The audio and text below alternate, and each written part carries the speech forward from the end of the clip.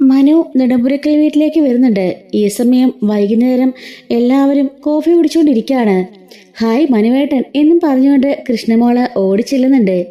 മനുവേട്ടാ, എന്തൊക്കെയുണ്ട് വിശേഷം? ഒന്നുമില്ല മോളെ, സുഖ. എറണാകുളത്ത് നിന്ന് എപ്പോൾ എത്തി? ഇന്നലെ വൈകിട്ടെത്തി. അപ്പോൾ രാവിലെ ഇവിടം വരെ ഒന്ന് നിങ്ങളെ കൂടി കണ്ടിട്ട് പോകാമെന്ന് കരുതി എന്ന് പറയുമ്പം ബബിത ചോദിക്കുന്നുണ്ട്, അപ്പം ഞങ്ങളെ കാണാനൊക്കെ വരുമല്ലേ? എന്താടി നീ അങ്ങനെ ചോദിച്ചത്? അതിനെന്താ, അലീനയ്ക്ക് മുമ്പേ നിങ്ങളെ കാണാൻ വന്നിട്ടില്ലേ? ഉണ്ട് ഉണ്ട് എന്ന് പറഞ്ഞുകൊണ്ട് ബബിത കളിയാക്കാണ്. ഈ സമയം രോഹിട്ടും പറയുന്നുണ്ട്, എന്താ മനുവേട്ടാ, വല്ല വർക്കൗട്ട് ആവുന്നുണ്ടോ? എന്ത്? അല്ല, അലീന ചേച്ചിയുടെ കാര്യം. ഞങ്ങളൊരു കാര്യം പറഞ്ഞേക്കാം. ഇപ്പോൾ അലീന ചേച്ചിനെ വേറെ ഏതാ വീട്ടിക്കൊണ്ട് നിർത്തിയേക്കാം. മനുവേട്ടനൊന്ന് മുൻകൈ എടുത്ത് ചേച്ചി വിവാഹം കഴിക്കുകയാണെങ്കിലേ ഇങ്ങനെ അങ്ങോട്ടും ഇങ്ങോട്ടൊക്കെ വിടേണ്ട കാര്യമുണ്ടോ? കൊല്ലപ്പള്ളി തന്നെ സ്ഥിരമായിട്ട് നിർത്തിക്കൂടെ എന്ന് പറയുമ്പോൾ, എനിക്ക് ആഗ്രഹമില്ലാഞ്ഞിട്ടാണോ? അത് അലീനോട് 100 വട്ടം പറഞ്ഞതാ. അവളെ കേൾക്കണ്ടേ? അവൾക്കപ്പോൾ അവളുടെ കുറേ കാര്യങ്ങൾ ചെയ്തു തീർക്കാനുണ്ട്, കുറേ ലക്ഷ്യമുണ്ട് എന്നൊക്കെ പറഞ്ഞ് നടക്കാം. സംഭവമെല്ലാം നേരിട്ട് പറഞ്ഞതാ. വീട്ടില് അച്ഛനോടും അമ്മയോടും അമ്മാവനോടും എല്ലാവരോടും ഞാൻ കാര്യം പറഞ്ഞു. അമ്മയ്ക്ക് എതിർപ്പാണെന്ന് അറിയാലോ, ബാക്കി ആർക്കും എതിർപ്പൊന്നുമില്ല. പക്ഷെ അമ്മ ഇടഞ്ഞു നിൽക്കുക. അതുകൊണ്ട് കെട്ടിക്കൊണ്ട് കൊല്ലപ്പള്ളി പോയാലും അവിടെ ഒരു യുദ്ധം പ്രതീക്ഷിക്കാം. അപ്പോൾ ബബിത പറയാണ്, എങ്കിലും എത്രയും പെട്ടെന്ന് മനുവേട്ടൻ അവരുടെ കാര്യങ്ങളൊക്കെ നീക്കിക്കോണം. അല്ലെങ്കിൽ ചേച്ചിനെ വേറെ ആരെങ്കിലും കെട്ടിക്കൊണ്ട് പോയ പിന്നെ ഒരിക്കലും നമുക്ക് കാണാൻ പറ്റുന്ന പോലും പറ്റില്ല. അതുകൊണ്ട് മനുവേട്ടൻ എത്രയും പെട്ടെന്ന് തന്നെ ആ കാര്യങ്ങൾക്ക് ഒരു നീക്കമൊക്കെ ഉണ്ടാക്കണം. മനുവേട്ടൻ വിവാഹം കഴിച്ചാൽ പിന്നെ ചേച്ചി ഈ കുടുംബത്തിലെ അംഗമല്ലേ, എവിടേക്കും ഇനി പോകാൻ പറ്റില്ലല്ലോ. നിർത്തറി അങ്ങോട്ട് എന്നും പറഞ്ഞുകൊണ്ട് അങ്ങോട്ടേക്ക് വൈജ കയറി വരുന്നുണ്ട്. ആ ശല്യത്തിനെ ഇവിടുന്ന് ഒഴിപ്പിച്ചുവിടാൻ പെടാപ്പാട് പെടുക മനുഷ്യൻ കിടന്നുണ്ട്. എങ്ങനെയെങ്കിലും ആ നാശം പിടിച്ചോള് ഇവിടെ പോയല്ലോ എന്ന് കരുതി സമാധാനിച്ചിരിക്കുമ്പോൾ അവളെ വീണ്ടും ഇങ്ങോട്ടേക്ക് തന്നെ കൊണ്ടുവരാൻ നോക്കുകയാണോ നീയൊക്കെ? ഒരിക്കലും നടക്കാൻ പോണില്ല. മനു, നീ ഒരു കാര്യം ഓർത്തോ? അവളുടെ സ്വഭാവം അത്രയ്ക്ക് ശരിയൊന്നുമല്ല. നിനക്കറിയാലോ എൻ്റെ ഭർത്താവുമായിട്ടുള്ള അവളുടെ അവിഹിത ബന്ധം. അത് കാരണം ഞങ്ങൾ തമ്മിലുണ്ടായ ഇഷ്യൂ ഒക്കെ. ഇപ്പോഴും എൻ്റെ ഭർത്താവ് എൻ്റെ അടുത്തേക്ക് പോലും വരുന്നില്ലാത്തതിന് കാരണമേ അവൾ ഒറ്റ വരുത്തിയാ. അവളെ തന്നെ നിനക്ക് വേണമെന്ന് ചോദിക്കാണ്. ആൻറ്റി, അലീനെ പറ്റി അനാവശ്യം പറയരുത്. അവളുടെ സ്വഭാവമൊന്നും ആൻറ്റിക്ക് അറിയാൻ മേലാഞ്ഞിട്ടാ. അങ്കിള് പിണങ്ങിയിരിക്കുന്നുണ്ടെങ്കിൽ അതിന് കാരണം വേറെയാ, അല്ലാതെ അലീനയല്ല. പിന്നെ എന്താടാ കാരണം? അവളുടെ വന്ന് കയറിയ ശേഷമല്ലേ എൻ്റെ ഭർത്താവിന് ഈ മാറ്റം ഉണ്ടായത്. കഴിഞ്ഞ 23 കൊല്ലമായിട്ട് എൻ്റെ ഭർത്താവ് എന്നോട് പിണങ്ങി ഇരുന്നിട്ടില്ല. ഒരു വാക്കുകൊണ്ട് പോലും എന്നെ നോവിച്ചിട്ടില്ല. അങ്ങനെയുള്ള ആള് ഇപ്പം എന്നോട് പിണങ്ങി വേറെ മാറി താമസിക്കുകയും എന്നോട് മോശമായിട്ടൊക്കെ സംസാരിക്കുകയും ചെയ്യണമെങ്കിൽ അതിന് കാരണക്കാരി ഇന്നലെ കയറി വന്ന അവൾ തന്നെയാ. എൻ്റെ പൊന്നാൻറ്റി, ആരോട് തർക്കിക്കാൻ ഞാനില്ല. എന്തായാലും ഞാൻ ഇവരെ കണ്ട് ഒന്ന് സംസാരിക്കാൻ വന്നതാ. അപ്പോഴേക്കും കൃഷ്ണമോള് ചായ കൊണ്ട് കൊടുക്കുന്നുണ്ട്. ഡൈനിങ് ടേബിളിന് ചുറ്റും 4 പേര് ഇരിക്കുകയാണ്. അല്ല, എല്ലാവരും എക്സാമൊക്കെ എങ്ങനെ പോണു? കുഴപ്പമൊന്നുമില്ല മനുവേട്ടാ, എല്ലാം ഓക്കെയാണ്. അല്ല, ബബി ഹോസ്റ്റലിലേക്ക് മാറുവാന്ന് പറഞ്ഞു, ശരിയാണോ? അത് മനുവേട്ടാ, ഇവിടെ വന്നാൽ പഠിത്തം ശരിയാവുമെന്ന് എനിക്ക് തോന്നില്ല. ഞാനതുകൊണ്ട് കോളേജിനടുത്തുള്ള ഹോസ്റ്റലിലേക്ക് മാറാന്നോർത്താണ്. അതാകുമ്പം കുറച്ചുകൂടി സൗകര്യമാണ്. എന്നും രാവിലെ ഇത്രയും ട്രാവൽ ചെയ്യണ്ടല്ലോ. നല്ലതൊക്കെയാണ്. പക്ഷേ ബബിതെ, ഒരു കാര്യം ശ്രദ്ധിച്ചോണം. നിന്നെ സൂക്ഷിക്കേണ്ടത് നീ തന്നെയാ. ആ ഒരു കാര്യം നിനക്ക് എപ്പോഴും ഓർമ്മ വേണം. ഹോസ്റ്റലിൽ പോയാൽ പിന്നെ അച്ഛൻ്റെ അമ്മയുടെയും കൺട്രോൾ ഇല്ല എന്ന് ഒരു തോന്നൽ നിനക്കുണ്ടാവും. അത് വേണ്ടാട്ടോ എന്ന് പറയുമ്പം, ഇല്ല മനുവേട്ടാ, അങ്ങനെയൊന്നും ഇല്ല. രോഹിയോട് ഈ വർഷം കൊണ്ട് നിന്റെ ഈ കോളേജ് ലൈഫ് അവസാനിക്കുകയല്ലേ. ഇനിയിപ്പോൾ എന്താ പ്ലാൻ? ഹയർ സ്റ്റഡീസിന് പോവാം മനുവേട്ടാ. എങ്ങോട്ടെങ്കിലും പോകണം, ബാംഗ്ലൂർക്കോ എങ്ങോട്ടെങ്കിലും. നല്ലൊരു ജോലി തരപ്പെടുത്തുന്നവരെ നല്ലൊരു ജോലിക്കുള്ള പഠിത്തം പഠിക്കാൻ പോവാണ്. എൻജിനീയറിങ്ങോ അങ്ങനെ എന്തെങ്കിലും. അതിനൊക്കെ ഇപ്പോൾ സ്കോപ്പ് ഉണ്ടോ?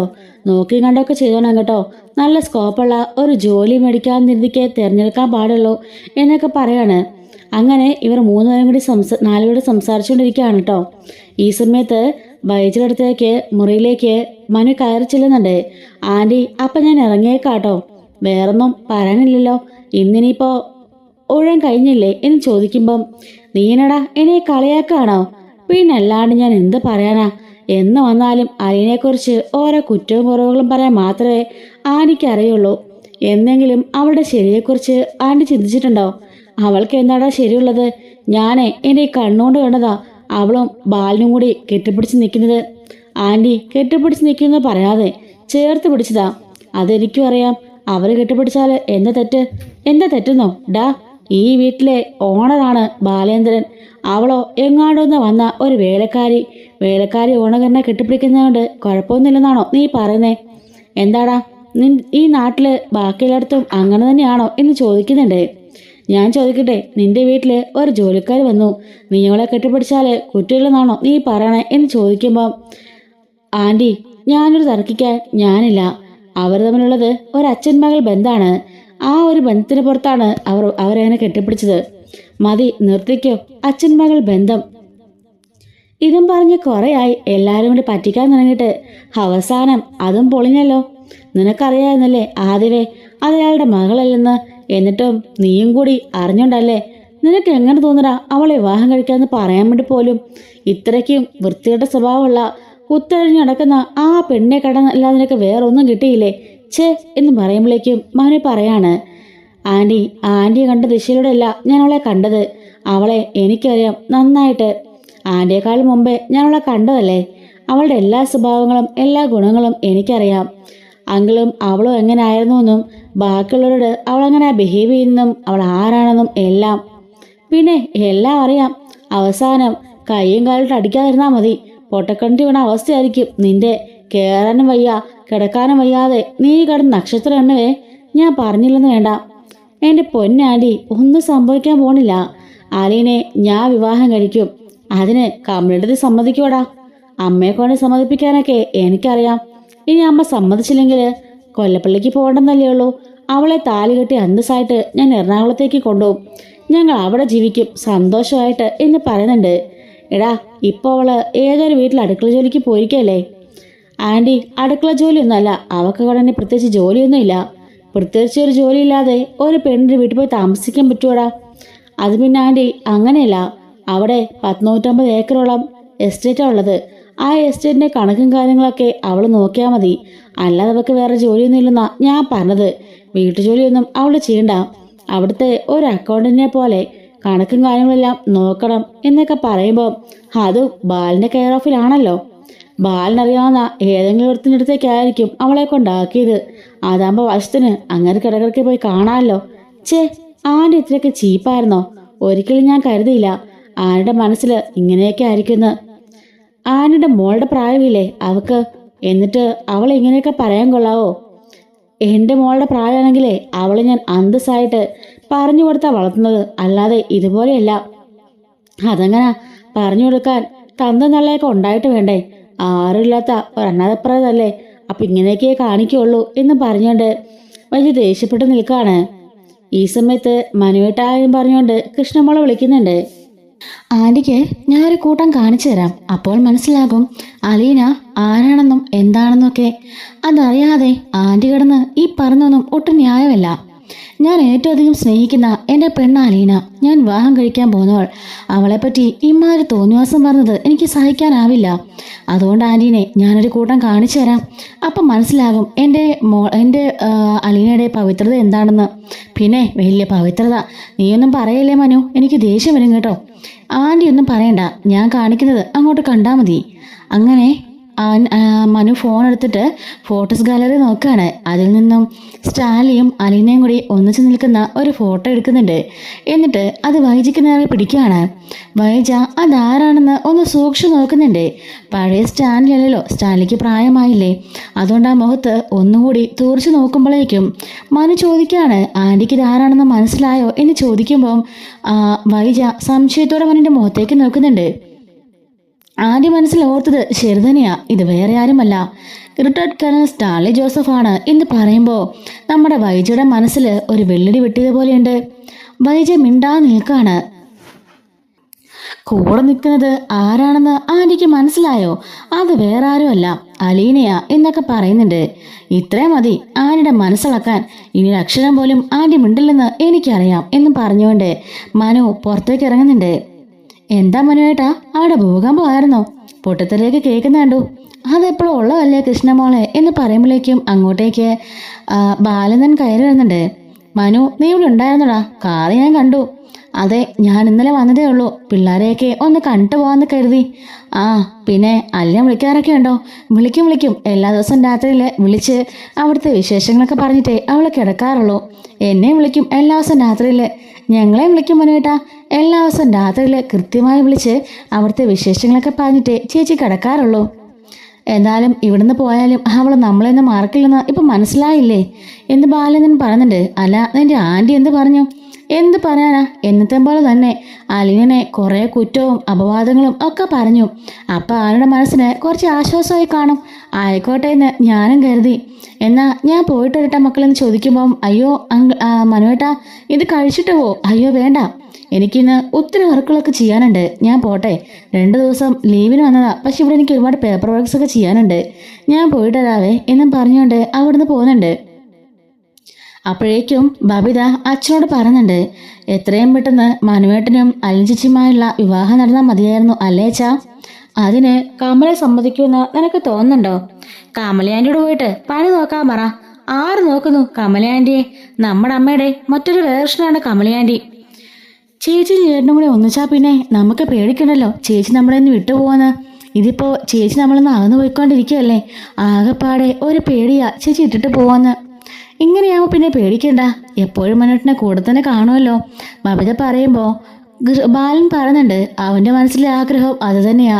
അലീനയ്ക്കും അവനോട് ഇഷ്ടമാണ്, പക്ഷെ വാക്ക് പറയാൻ അവൾക്ക് സാധിക്കുന്നില്ല. എനിക്കാണെങ്കിലും ഒരുപാട് ആഗ്രഹമുണ്ട്. മനു നല്ലൊരു പയ്യനാ, എല്ലാ കാര്യങ്ങളും മനസ്സിലാക്കുന്ന നല്ല വ്യക്തിത്വമുള്ള ഒരാള്. അവൻ അലീനെ കെട്ടിയ 2 പേരുടെ ജീവിതം നല്ല അടിപൊളിയായിരിക്കുമെന്ന് ബാലൻ പറയുന്നുണ്ട്. ആ നോക്കാം, ഈശ്വരന്റെ വിധി എന്താണെന്ന് നമുക്കറിയില്ലല്ലോ എന്നും പറഞ്ഞുകൊണ്ട് ബാലേന്ദ്രൻ റൂമിലേക്ക് കയറിപ്പോവാണ്. കൃഷ്ണൻ ബബിതയും കൂടി അവരുടെ മുറിയിലേക്ക് പഠിക്കാനായിട്ട് പോകുന്നുണ്ട്. എന്നാൽ ഇതേ സമയം മറ്റൊരു മുറിയിൽ നമ്മുടെ വൈജയന്തിയാണെങ്കിലോ ഷോക്ക് അടിച്ചതുപോലെ കട്ടിലിരിക്കുകയാണ്. താൻ കണ്ടത് സത്യമാണോ അതോ മിഥ്യയാണോ? ഫോട്ടോയിൽ കണ്ടത് സ്റ്റാൻലി ജോസഫിനെ തന്നെയാണ്. മനു പറഞ്ഞല്ലോ, കൂടെ നിൽക്കുന്നത് അലീന. അവർ തമ്മിൽ എങ്ങനെയാ പരിചയം? അവർ തമ്മിൽ എന്താണ് ബന്ധം? അത് മാത്രമല്ല, ബാലചന്ദ്രൻ കൊണ്ട് ഏൽപ്പിച്ചത് അവിടെയായിരുന്നല്ലോ. ബാലനാണല്ലോ അലീനയെ അവിടെ ഏൽപ്പിച്ചത്. അപ്പൊ സ്റ്റാലിനെ ബാലിന് മുന്നേ കൂട്ടി അറിയായിരുന്നോ? എങ്ങനെയാണ് സ്റ്റാലിനെ ബാലൻ അറിഞ്ഞത്?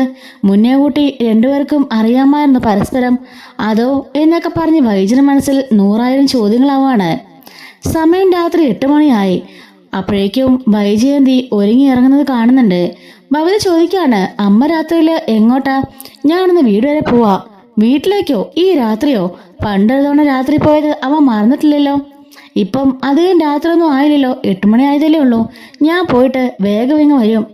പിന്നെ അച്ഛനോട് പറഞ്ഞേക്ക് എന്നും പറഞ്ഞുകൊണ്ട് അവിടുന്ന് ഇറങ്ങാണ്. അപ്പോൾ കൃഷ്ണമോൾ പറയുന്നുണ്ട്, മനുവട്ടം വന്നതിൽ പിന്നെ അമ്മ ഭയങ്കര ഡെസ്പായിരുന്നു. എന്ത് പറ്റുന്നറിയില്ല, ആ മുറി ഇറങ്ങിയിട്ട് പോലും ഇല്ലല്ലോ. മുഖം കണ്ടില്ലേ, കടന്നല് കുത്തിയതുപോലെ ഉണ്ട്. എന്തോ മനുവേട്ടൻ നല്ല ഡോസ് കൊടുത്താ തോന്നുന്നത് എന്ന് ബബിതയും പറയാണ്. എന്തായാലും അച്ഛനോട് പറഞ്ഞില്ലേ, നമുക്കൊന്ന് പറഞ്ഞേക്കാം എന്നും പറഞ്ഞുകൊണ്ട് കൃഷ്ണമോള് പോയിട്ട് അച്ഛനോട് അമ്മ ഇതുപോലെ പോയിന്ന് പറയുന്നുണ്ട്. അല്ല, ഈ രാത്രി ഒന്നിനാ കൊല്ലപ്പള്ളിക്ക് പോയത്? അറിയില്ലച്ചാ, പുള്ളിക്കാരി ആകെപ്പാടെ ഡെസ്പാണ്. എന്താ സംഭവിച്ചതറിയില്ല. മനുവേട്ടൻ വന്നപ്പോൾ ഇനി എന്തെങ്കിലും പറഞ്ഞൊന്നും അറിയില്ല. ആർക്കറിയാം, പോയേച്ച് വരട്ടെ. ഇനി ഇതിന്റെ പിന്നാലെ നമ്മൾ തൂങ്ങണമെന്ന് അറിയാൻ പാടില്ലാത്തത് എന്ന് ബാലേന്ദ്രൻ പറയാണ്. അങ്ങനെ കൃഷ്ണമോള് അച്ഛനെ ആഹാരം കഴിക്കാൻ വിളിക്കാണ്. അങ്ങനെ ബബിതയും കൃഷ്ണമോളും ബാലനും ഇരുന്ന് ആഹാരമൊക്കെ കഴിക്കുന്നുണ്ട്. മരുന്നൊക്കെ എടുത്ത് കൊടുക്കാണ്. ശേഷം നമ്മൾ കാണിക്കുന്നത് വൈജ നേരെ കാർ ഓടിച്ച് കൊല്ലപ്പള്ളിയിലേക്ക് എത്തുന്നു. കാറിന്റെ ഹോണ്ടി കേട്ടുകൊണ്ട് ശിവൻ ചോദിക്കാണ്, ആരാ ഈ രാത്രിയില്? അപ്പോഴേക്കും കമല അറിയില്ല, ആരാ നോക്കട്ടെ എന്ന് പറയുമ്പോഴേക്കും മനു പറഞ്ഞുണ്ട്, അത് മിക്കവാറും വൈജയാന്റി ആയിരിക്കും. വൈജിയോ ഈ രാത്രിയിലോ? ഇവരോട് എത്ര പറഞ്ഞാലും കേൾക്കില്ലേ? ഒരു തവണ രാത്രി വണ്ടി ഓടിച്ചു വന്നിട്ട് അവൾ അനുഭവിച്ചതല്ലേ, ഇനിയും അത് തന്നെ തുടരാനാണോ അവളുടെ പ്ലാൻ? അപ്പോഴേക്കും മനു പറയുന്നുണ്ട്, ഈ വരവ് ഞാൻ പ്രതീക്ഷിത അച്ഛാ, ഇതേ എന്നെ കാണാനുള്ള വരവാ. എന്താടാ, നീ വല്ല പ്രശ്നം ഉണ്ടാക്കിയോ? ഞാൻ പ്രശ്നമൊന്നും ഉണ്ടാക്കിയില്ല. ഞാൻ ചെറിയ ഡോസ് കൊടുത്തതാ, അതിന്റെ ബാക്കിയായിട്ട് വരുമെന്ന് എനിക്ക് ഉറപ്പായിരുന്നു. ഇത്ര താമസിച്ചത് എന്താണെന്നാ ഞാൻ ഓർക്കുന്നത്. നീ ഇന്ന് അവിടെ പോയിരുന്നോ? ആ, ഞാൻ പോയിരുന്നച്ചാ. പിള്ളേരെ കണ്ടൊക്കെ കുറച്ച് ദിവസം ആയിരുന്നല്ലോ. പിന്നെ അങ്കിളിനെയും എല്ലാവരെയും ഒന്ന് കണ്ടിട്ട് വന്നു എന്ന് പറയാണ്. അപ്പോഴേക്കും ഡോർ തുറന്ന് ഇറങ്ങി വൈജ അകത്തേക്ക് കയറി വരുന്നുണ്ട്. ശിവൻ ചോദിക്കാണ്, നിനക്കെന്താ വൈജ, ഭ്രാന്തുണ്ടോ? മുമ്പൊരിക്കൽ ഇതുപോലെ രാത്രിയിൽ നീ കാർ ഓടിച്ചെന്നത് മറന്നിട്ടൊന്നും ഇല്ലല്ലോ, വീണ്ടും അപ്പടി തന്നെ തുടരാണോ? ശിവേട്ടാ, ഞാൻ അതുപോലെ സൂക്ഷിച്ച് ശ്രദ്ധിച്ചുമാണ് വണ്ടി ഓടിച്ചത്, ഒരു കുഴപ്പമില്ല. അങ്ങനെ നീ പറയും, ബാക്കിയുള്ളവർക്കല്ലേ ഇവിടെ അതിന്റെ പാട്. എന്റെ കാര്യം കൊണ്ട് ആരുടെ ബുദ്ധിമുട്ടിട്ടില്ലെന്നൊക്കെ എനിക്കറിയാം. ഓരോ കാശ് പോലും ആരും ചെലവാക്കിയിട്ടുമില്ലല്ലോ, കൂട്ട് നിന്നിട്ടുമില്ല. പിന്നെ നിങ്ങളാരും പേടിക്കണ്ട, കാശ് കൊടുത്താ ഞാൻ കൂട്ടിന് ആളെ നിർത്തിയത് എന്ന് പറയുമ്പം ശിവനൊന്നും മിണ്ടാനില്ലാതെ തലയും കുണിച്ച് നിൽക്കാണ്. അപ്പോഴേക്കും മനു അങ്ങോട്ട് വരുന്നുണ്ട്. മനു, എനിക്കിതിനെ കുറച്ച് കാര്യങ്ങൾ സംസാരിക്കാനുണ്ട്, വാ ആൻറ്റി, ഞാൻ വെയിറ്റ് ചെയ്തിരിക്കുകയായിരുന്നു എന്നും പറഞ്ഞുകൊണ്ട് മനുവിന്റെ മുറിയിലേക്ക് അവളെയും കൂട്ടി പോവാണ്. അങ്ങനെ റൂമിലേക്ക് കയറുമ്പോഴേക്കും മനു റൂം ലോക്ക് ചെയ്യുന്നുണ്ട്.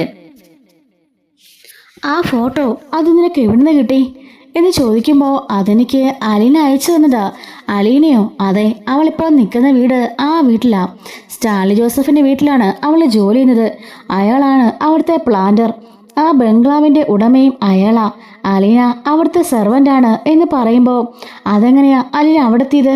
വേറെ ഫോട്ടോസ് ഉണ്ടോ എന്ന് ചോദിക്കുമ്പം പിന്നെയുണ്ട്, അവൾ ഇഷ്ടംപോലെ ഫോട്ടോസ് അയച്ചു തന്നിട്ടുണ്ട് എന്ന് പറഞ്ഞുകൊണ്ട് ഗാലറി തുറന്ന് കാണിക്കാണ്.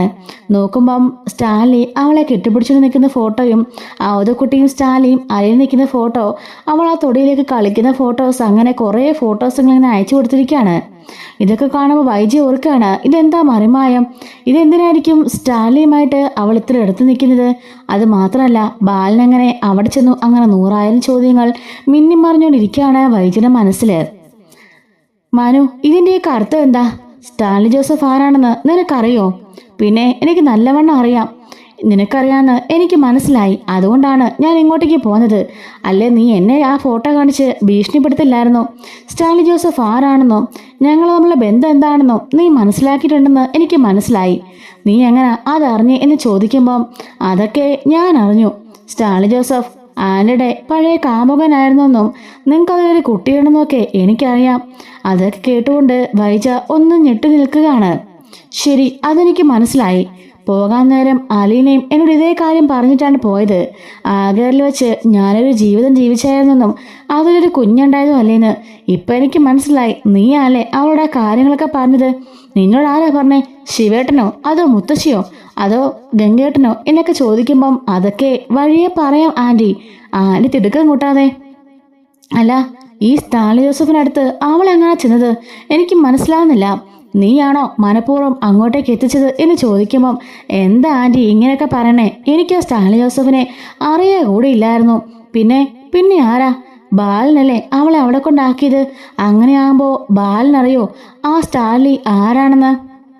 അപ്പോഴേക്കും മനു ആണെങ്കിൽ കള്ളം പറയാൻ തീരുമാനിക്കുകയാണ്. കാരണം ഇതൊക്കെ അറിഞ്ഞു കഴിഞ്ഞാൽ ആകെപ്പാടെ പ്രശ്നമാവുമല്ലോ. അപ്പോഴേക്കും മനു പറയുന്നുണ്ട്, അത് പിന്നെ അലീനയ്ക്ക് ഈ സംഭവം എവിടെ നിന്നാണ് അറിഞ്ഞതെന്ന് വെച്ചാൽ അത് ഞാൻ തന്നെ പറഞ്ഞതാ. ദ്രോഹി, നീ എന്തിനാടാ അവളോട് അതൊക്കെ പറയാൻ പോയത്? പിന്നെ ഞാൻ പറയണ്ടായിരുന്നോ? എന്തിനാ പറഞ്ഞത്? ആൻറ്റി ഇട്ട് അതുപോലെയല്ലേ അവൾ ടോർച്ചർ ചെയ്തത്, അതുകൊണ്ടാ ഞാൻ പറഞ്ഞത്. പിന്നെ ബാലനങ്ങൾ സ്റ്റാലിനെ കണ്ടുപിടിച്ചാണെന്നൊന്നും എനിക്കറിയില്ല. അതൊക്കെ ബാലനങ്ങൾ ഏതോ ഏജൻസി വഴി ചോദിക്കുകയോ ഏതോ പത്രപരസ്യം കണ്ട് കൊണ്ടുപോവുകയൊക്കെ ചെയ്തതാ. സത്യമാണ് നീ പറയുന്നേ? അതെ ആൻറ്റി, ഏതോ പത്രപരസ്യത്തിൽ ഓരോ കണക്കെഴുതുന്ന അക്കൗണ്ടിന് ആവശ്യമുണ്ടെന്ന് വാർത്ത കണ്ടിട്ടാ അങ്ങള് അവളെയും കൂട്ടി അങ്ങോട്ടേക്ക് പോയത് എന്ന് പറയുന്നുണ്ട്. അല്ല, അപ്പം നിന്നോട് താര ഈ കഥകളൊക്കെ പറഞ്ഞത്? അതൊക്കെ ഞാൻ ചോദിച്ച് മനസ്സിലാക്കി. എൻ്റെ അച്ഛൻ തന്നെയാ പറഞ്ഞത് എന്ന് പറയുമ്പോൾ ശിവേട്ടനോ? അതെ, അച്ഛനും ഗംഗേട്ടനും കൂടി അങ്കിളും വല്യച്ഛനും കൂടി സംസാരിക്കുന്നത് ഞാൻ ഒരു തവണ കേട്ടതാ. പിന്നെ അവർക്ക് അത് മറുത്തു വരാൻ സാധിച്ചില്ല. അങ്ങനെയാ ഇതറിഞ്ഞത് എന്ന് പറയുമ്പോൾ വൈജയ്ക്ക് ഒരു സമാധാനമൊക്കെ ആവുന്നുണ്ട്. അപ്പം ബാലേന്ദ്രന് ഈ കാര്യങ്ങളൊന്നും അറിയില്ലല്ലോ? ഹേ ഇല്ല, അങ്കിളിന് ഈ കാര്യങ്ങളൊന്നും അറിയില്ല. സ്റ്റാൻലി ജോസഫ് അയാൾ ഇപ്പോഴും ജീവനോടുണ്ടല്ലേ എന്ന് പറയുമ്പോൾ പിന്നെ അയാൾ എവിടെ പോവാനാ ആൻറ്റി? അയാൾ അവിടെ തന്നെയുണ്ട്. നീ സ്റ്റാൻലി ജോസഫ് ആണോ എന്ന് എനിക്ക് ഡൗട്ട് ഉണ്ടായിരുന്നു. അതുകൊണ്ടാണ് ഞാൻ ആൻറ്റി ഫോട്ടോ ഒന്ന് കാണിച്ചത്. ഇപ്പം ക്ലിയറായി എന്ന് പറയുമ്പോൾ അയാൾ ചതിയനാ. എൻ്റെ ജീവിതം ഇങ്ങനെ ആകാൻ കാരണക്കാരൻ അയാൾ ഒറ്റയൊരുത്തനാ. അവിടെ വെച്ച് ഞാനും അയാളും കൂടി ഒന്നിച്ച് ജീവിക്കാൻ തുടങ്ങിയതാ. നിനക്കറിയാലോ, ഞങ്ങൾ തമ്മിൽ പ്രണയിച്ചു, ഒരുമിച്ച് ജീവിച്ചു, വിവാഹം കഴിക്കാൻ വേണ്ടി തീരുമാനിച്ചിരുന്ന സമയത്താണ് അതൊക്കെ സംഭവിച്ചത്. പൂർണ്ണ ഗർഭിണിയായിരുന്ന എന്നെ ഒരു ജോലിക്കാരി ഏൽപ്പിച്ചിട്ട് അയാൾ നാട്ടിലേക്ക് വന്നതാ. പിന്നീട് ഒരിക്കലും അയാളെ ഞാൻ കണ്ടിട്ടില്ല. എന്നെ അയാൾ ചതിച്ച് കടന്നു കളയായിരുന്നു. എൻ്റെ കുഞ്ഞ്, ആ സമയത്ത് എൻ്റെ കുഞ്ഞ് മരിച്ചുപോയി. അയാൾ എന്നെ ചതിച്ചു. എത്ര കാലം ഡിപ്രഷനിൽ ഞാൻ ഒറ്റമുറിക്കുള്ളിൽ തളക്കപ്പെട്ടെന്നോ നിനക്കറിയോ? ഇവരുടെ എല്ലാവരുടെ മുമ്പിൽ ഞാൻ നാണം കെട്ട് തലകുഴിച്ച് നിന്നു. അയാൾ ഒറ്റയൊരുത്തൻ കാരണം. എന്നാൽ നാട്ടിലേക്ക് വന്നതിന് ശേഷം ഇവിടേക്ക് അന്തസ്സായി വന്ന പെണ്ണ് ചോദിച്ച് എന്നെ വന്നിരുന്നെങ്കിൽ വീട്ടുകാർ വിവാഹം കഴിച്ച് കൊടുത്തതിനെ അന്തസ്സായിട്ടെങ്കിൽ ജീവിക്കാൻ ചെയ്യായിരുന്നു. പക്ഷെ ഇതിപ്പോൾ ഞാൻ സ്നേഹിക്കാത്ത ബാലിനെ നിർബന്ധിച്ച് കെട്ടിക്കുകയായിരുന്നു ഇവരെല്ലാം കൂടി. ബാലിന് അർഹിക്കുന്ന സ്നേഹമൊന്നും എനിക്കൊരിക്കലും കൊടുക്കാൻ പറ്റിയിട്ടില്ല. അതെനിക്കറിയാം. നല്ലൊരു ഭാര്യയായിരിക്കാനും എനിക്ക് സാധിച്ചിട്ടില്ല. അതെല്ലാത്തിനും കാരണക്കാരൻ ഈ സ്റ്റാൻലി ഒരുത്തനാ. ഞാൻ ചതിക്കപ്പെട്ടവളാ. ആ ഒരു ചതി എപ്പോഴും എൻ്റെ മനസ്സിനെ കിടന്ന് ഉലയ്ക്കുകയായിരുന്നു. എപ്പോഴും ആ ചതിയിൽ മുങ്ങിത്താന്നുകൊണ്ടിരിക്കുകയാണ് ഞാൻ. അങ്ങനെയാണ് ഇത് സംഭവിച്ചത് എന്ന് പറയുമ്പം ആൻറ്റി കരുതിരിക്കുന്നതെല്ലാം തെറ്റാണ്. എന്ത് തെറ്റ്? ഒരു തെറ്റുമില്ല, എല്ലാം ശരി തന്നെയാ. സ്റ്റാൻലി എന്നെ ചതിച്ചിട്ട് കടന്നു കളഞ്ഞു. ഈ അലീന എവിടുന്ന് വലിഞ്ഞു കയറി വന്ന അനാഥ, ആ പെണ്ണ് കാരണമാണ് ബാക്കിയുള്ള പ്രശ്നങ്ങളും. ഈ ജീവിതമെങ്കിലും ഞാൻ സന്തോഷത്തോടെ ജീവിച്ച് തീർത്തോട്ടെ എന്ന് കരുതിയതാ ബാലിൻ്റെ കൂടെ. പക്ഷെ അതിനും അവൾ സമ്മതിച്ചില്ല. അവൾ വന്ന് ബാലിൻ്റെ മനസ്സിലാക്കിയിട്ട് അങ്ങ് പോയി. ഞങ്ങൾ രണ്ടുപേരും ഇപ്പം 2 മുറിയില്ല. അത് നിനക്കറിയോ എന്ന് ചോദിക്കുമ്പോൾ അറിയാം ആൻറ്റി, എല്ലാം എനിക്കറിയാം. നിനക്ക് എന്തറിയാം? നിനക്കൊന്നും അറിയില്ല. അലീന പറഞ്ഞാണല്ലോ നിന്റെ വേദവാക്യം. നിന്നോട് ആരാടാ എൻ്റെ കഥകളെല്ലാം അവളോട് പറയാൻ പറഞ്ഞത്? അതുകൊണ്ടല്ലേ അവളുടെ മുമ്പിൽ ഞാൻ തലകുണിച്ച് നിൽക്കേണ്ടി വന്നത്. അവളെപ്പോലൊരു ഫ്രോഡ് പെണ്ണിൻ്റെ മുമ്പിൽ തലകുണിച്ച് ഞാൻ നിൽക്കേണ്ടി വന്നു. ദേ ആൻറ്റി, ഞാൻ ഒരു കാര്യം പറയാം. അലീനയെക്കുറിച്ച് ഇങ്ങനെ മോശമായിട്ട് സംസാരിച്ചാലേ ഈ കാര്യങ്ങളെല്ലാം എനിക്ക് ബാലനങ്ങളോട് പറയേണ്ടി വരും. അപ്പോഴേക്കും ഞെട്ടലോട് കൂടിയിട്ട് വൈജയനെ നോക്കാണ്. നീ എന്താടാ എന്നെ ഭീഷണിപ്പെടുത്താണോ? ആൻറ്റിക്ക് അങ്ങനെ തോന്നിയാലും എനിക്ക് കുഴപ്പമൊന്നുമില്ല. ആനയുടെ പാസ്റ്റൊന്നും ബാലനങ്ങളിൽ അറിയില്ലെന്ന് എനിക്കറിയാം. അത് അലീനയ്ക്കും അറിയാം. ആവശ്യമില്ലാതെ അലീനയെക്കുറിച്ച് മോശമായിട്ട് സംസാരിച്ചാലേ എനിക്ക് തങ്ങളിലോട് പറയേണ്ടി വരും. പിന്നെ എന്നെ കുറ്റം പറഞ്ഞിട്ട് കാര്യമില്ല എന്ന് പറഞ്ഞുകൊണ്ട് മനു നിൽക്കാണ്. അപ്പോഴേക്കും കമല വന്ന് ഡോറിന് മുട്ടുന്നുണ്ട്. വാതിൽ തുറക്കാണ് മനു. ദേ ചായ, നീ എന്തിനാ ഈ രാത്രി കാറോടിച്ച് ഇങ്ങോട്ടേക്ക് വന്നത്? ഇത്ര അത്യാവശ്യപ്പെട്ടുകൊണ്ട് എന്നാ പറഞ്ഞിട്ടുണ്ടായിരുന്നേ? അതൊക്കെയുണ്ട് കമലേട്ടത്തി എന്ന് പറയാണ്. അല്ല, അലീനയുടെയും ഇവന്റെ വിവാഹക്കാര്യം എന്തായി? അലീനയോ ഇവനോ? നീ എന്താ വൈജി പറയുന്നേ? എന്റെ കൊക്കിന് ജീവനുള്ളിടത്തോളം കാലം അതിന് ഞാൻ സമ്മതിക്കുമെന്ന് നിനക്ക് തോന്നുന്നുണ്ടോ? അതൊക്കെ ഇവന്റെ വെറും വ്യാമോഹങ്ങൾ മാത്രാ. ആണോടാ മനു? ഹേയ്, അമ്മ വെറുതെ പറഞ്ഞ ആൻറ്റി. കേട്ടാണെങ്കിൽ ഞാൻ അലീന മാത്രമേ വിവാഹം കഴിക്കുള്ളൂ. അത് ഞാൻ ഓൾറെഡി പറഞ്ഞ കാര്യാ. എൻ്റെ ജീവിതത്തിൽ ഒരു പെണ്ണുണ്ടെങ്കിൽ അത് അലീനയാ. അപ്പോഴേക്കും കമല പറയാണ്, ഈ വീടിൻ്റെ പടി നീ കടക്കുമെന്ന് കരുതണ്ട. എൻ്റെ ശവത്തിൽ ചവിട്ടിട്ട് വേണം നിനക്ക് മറികടന്ന് വേണം ഇങ്ങോട്ടേക്ക് കയറി വരാൻ. അമ്മേ, ഞാൻ എങ്ങോട്ടേക്ക് വരുന്നില്ല, എറണാകുളത്ത് കൊണ്ടുപോയിക്കോളാം. ഡാ, അവളുടെ കഴുത്തിലെങ്ങാനും താലി കെട്ടിയ ആ നിമിഷം നീ കേൾക്കാൻ പോണത് ഈ അമ്മയുടെ മരണവാർത്തയായിരിക്കും. അതോർത്തോണം എന്ന് പറയുമ്പോൾ ഒന്ന് പോവാമേ, പഴയ ആൾക്കാരുടെ ഡയലോഗ് അടിച്ചുകൊണ്ട് വരുന്നു എന്നും പറഞ്ഞുകൊണ്ട് പുറത്തേക്ക് ഇറങ്ങി പോവാണ്. എന്താ വൈജെ, എന്താ പ്രശ്നം? അല്ലയുടെ കാര്യം തന്നെയാ ഞാൻ ചോദിക്കാൻ വന്നതാ. ഇവനെ ഇനിയിപ്പം അവളെ കാണാൻ അങ്ങോട്ട് പോകുന്നുണ്ടോന്ന് അറിയാൻ വേണ്ടി ഞാൻ വന്നതാ. പോകുന്നുണ്ടെന്നൊക്കെ അവൻ പറഞ്ഞത് കേട്ടു. പിള്ളേരൊക്കെയോട് സംസാരിക്കുന്നത് കേട്ടു. അവളടുത്ത ഫോട്ടോസും വീഡിയോസൊക്കെ അയച്ചു കൊടുക്കാറുണ്ട്, എപ്പോഴും വിളിക്കാറുണ്ട്. ഇതൊന്നും കമലിട്ടെന്നെ ശ്രദ്ധിക്കാത്തെ? ഞാൻ എങ്ങനെ ശ്രദ്ധിക്കാനാ? ഇവൻ മുറിയടച്ച് വന്നാൽ ഇവിടെ ഇരിക്കും, അല്ലെങ്കിലോ അവൻ എറണാകുളത്തേക്ക് പോകും. എനിക്ക് പിന്നാലെ പോയി നോക്കാൻ പറ്റൂ അവൻ ആരെയൊക്കെ കോൾ ചെയ്യുന്നു, എന്തൊക്കെ ചെയ്യുന്നുവെന്ന്. അവൻ കൊച്ചുകുട്ടിയൊന്നും അല്ലല്ലോ എന്നൊക്കെ പറയാൻ കേട്ടോ. അങ്ങനെ വൈജിയാണെങ്കിലോ ചായയും കുടിച്ചിട്ട് പുറത്തേക്ക് ഇറങ്ങുന്നുണ്ട്. ശിവേട്ടനോട്, ശിവേട്ട ഞാൻ പോവാന്ന് പറയുമ്പം അത്ര ധൃതി വെച്ച് നീ എന്തിനാ ഇങ്ങോട്ടേക്ക് വന്നത് ഈ രാത്രിയിൽ? അത് പിന്നെ മനുവിനോട് ഒരു കാര്യം ചോദിച്ച് ക്ലിയർ ചെയ്യാനുണ്ടായിരുന്നു. ഇപ്പം ക്ലിയറായോ? ആ ക്ലിയറായി, എന്ന് ഞാൻ പോട്ടെ എന്ന് പറഞ്ഞുകൊണ്ട് പുറത്തേക്ക് പോവാണ്. മനു അറിഞ്ഞെങ്കിലും ബാലൻ സത്യങ്ങളൊന്നും അറിഞ്ഞിട്ടില്ല എന്നറിഞ്ഞതുകൂടി അവൾക്ക് സമാധാനമായി. പക്ഷെങ്കിൽ 10-24 വർഷത്തിന് ശേഷം താൻ ഒരുപാട് ജീവിതത്തിൽ സ്നേഹിച്ചിരുന്ന തന്റെ ഉദരത്തിൽ ഒരു കുഞ്ഞിനെ നൽകിയ ആളാണല്ലോ സ്റ്റാൻലി. അയാളെ ആ ഫോട്ടോയിൽ കണ്ട് ഒന്നടങ്ങി വരച്ചിരിക്കുകയാണ്. മനസ്സ് മുഴുവൻ സ്റ്റാൻലിയാണ്. തിരിച്ചു പോകുന്ന വഴി ഡ്രൈവ് ചെയ്യുമ്പോഴും അവളുടെ മനസ്സിൽ ആ പഴയ കാലങ്ങളും സ്റ്റാൻലിയുമാണ് കേട്ടോ. അങ്ങനെ വീട്ടിലേക്ക് എത്തുന്നുണ്ട്. വീട്ടിലേക്കെത്തി കാറ് പാർക്ക് ചെയ്ത് ബെല്ലടിക്കുമ്പം കൃഷ്ണപിള്ളൊന്ന് വാതിൽ തുറക്കാണ്. അമ്മേ, സമയം കണ്ടോ? 11 മണിയായി. ഈ സമയത്താണോ കയറി വരുന്നത്? ഞാൻ പറഞ്ഞിട്ടില്ലേ പോയത്, പിന്നെന്താ പ്രശ്നം എന്ന് ചോദിച്ചുകൊണ്ട് അകത്തേക്ക് കയറാണ്. അമ്മ ഫുഡ് കഴിച്ചോ? ഇല്ല. അതെന്താ, കമലെടുത്തി ഒന്നും തന്നില്ലേ? നീ ചുമ്മാ ചോദിച്ചോണ്ടിരിക്കാതെ ആ സുനിത എവിടെ? അവളോട് ആഹാരം വിളമ്പാൻ പറ. റൂമിലേക്ക് പോയി സാരി മാറ്റി നൈറ്റിട്ടുകൊണ്ട് അവൾ വരുന്നുണ്ട്. അപ്പോഴേക്ക് സുനിത കഴിക്കാനെടുത്ത് വെക്കുന്നുണ്ട്. ബാലൻ ഉറങ്ങിയോ? ഉറങ്ങുമല്ലോ. റൂമിൽ പോയി കഥ അടച്ചാല് നടക്കുന്നൊന്നും ആരും അറിയില്ലല്ലോ. അമ്മയ്ക്ക് എന്താ ഏത് നേരം ഇങ്ങനെ അച്ഛനെ ചൊറിഞ്ഞോണ്ടിരിക്കാന്? അച്ഛൻ സമാധാനത്തോടെ അവിടെങ്ങാനും കിടക്കട്ടെ. അങ്ങനെ സുനിത അന്ന് ഭക്ഷണം വിളമ്പി കൊടുക്കുമ്പം വൈജ അതും കഴിച്ചിട്ട് എഴുന്നേറ്റ് പോകുന്നുണ്ട്. മുറിയിലേക്ക് പോയിട്ട് അങ്ങോട്ടും ഇങ്ങോട്ടും നടന്ന് ആലോചിക്കാണ്. ശേഷം അലമാരിൽ നിന്നും പഴയ ആ ഫോട്ടോസൊക്കെ എടുക്കുന്നുണ്ട്. ആഗ്രയിൽ വെച്ച് അയാളുടെ അതായത് സ്റ്റാലിയുടെ കൂടെ എടുത്ത ഫോട്ടോസ് എല്ലാം എടുത്ത് വൈജ നോക്കാണ്. അന്ന് എത്ര സ്നേഹത്തോടെയായിരുന്നു സ്റ്റാലിൽ നോക്കിയിരുന്നത്. എന്നെ ഒന്നുള്ളിപ്പോലും നോവിച്ചിട്ടില്ല. അതുപോലെ എപ്പോഴും എൻ്റെ കൂടെ തന്നെ ഉണ്ടാവായിരുന്നു. ഉണ്ടാകാൻ വന്ന കുഞ്ഞിനെക്കുറിച്ച് എന്തൊക്കെയായിരുന്നു സ്റ്റാലിൻ്റെ ആഗ്രഹങ്ങൾ? അതൊരു പെൺകുട്ടി ആയിരിക്കണമെന്നൊക്കെ സ്റ്റാലിക്ക് ഭയങ്കര മോഹമായിരുന്നു. പിന്നെ എന്തു പറ്റി എന്നെ ഉപേക്ഷിച്ച് കടന്നു കളയാൻ എന്നൊക്കെ ഓർത്തുകൊണ്ട് പൊലമ്പിക്കൊണ്ട് ആ ഫോട്ടോയിൽ നോക്കി നിൽക്കാണ്. മനു പറഞ്ഞ കാര്യങ്ങളെല്ലാം ഒന്നുകൂടി ഓർക്കുന്നുണ്ട്. ഇനി അതിനെക്കുറിച്ച് മോശം പറഞ്ഞാൽ അവൻ ബാലനോട് സത്യങ്ങളൊക്കെ തുറന്നു പറയാൻ പോലും അതൊന്നും ഒരിക്കലും നടക്കാൻ പോണില്ലെന്ന് വായിച്ചേക്കറിയാം. കാരണം ഗംഗേട്ടനും ശിവേട്ടനും അത്ര കണ്ട് മനുവിനോട് ശാസിച്ചിട്ടുണ്ടായിരിക്കും. അതുകൊണ്ട് ഒരിക്കലും അവൻ സത്യങ്ങൾ പറയില്ല എന്ന് അവൾക്കൊക്കെ അറിയാം.